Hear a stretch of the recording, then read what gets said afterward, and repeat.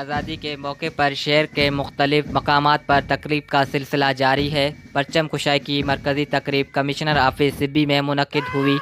तकरीब के मेहमान खसूसी कमिश्नर सिब्बी डिवीज़न सैयद ज़ाहिर शाह थे। कमिश्नर सिब्बी डिवीज़न सैयद ज़ाहिर शाह ने कौमी परचम लहरा कर परचम कुशाई की। इस मौके पर पुलिस के चाक व चौबंद दस्ते ने सलामी पेश की, जबकि तुलबा ने बैंड मुजाहिरा और तालबात ने मिली नगमा पेश किया।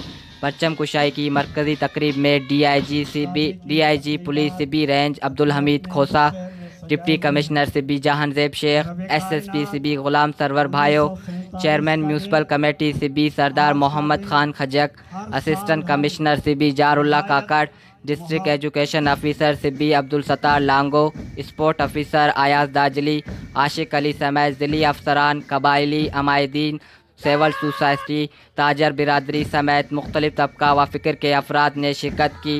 तकरीब के अख्ताम पर कमिश्नर सिब्बी डिवीज़न सैयद ज़ाहिर शाह ने पुलिस के दस्ते, बैंड मुजाहिरा और मिली नगमा पेश करने वाले तुलबा व तालबात में नकद इनामात तकसीम किए। आखिर में मुल्क की सलामती, कौम की तरक्की व खुशहाली शादी की तकरीबात अपने अपने शहर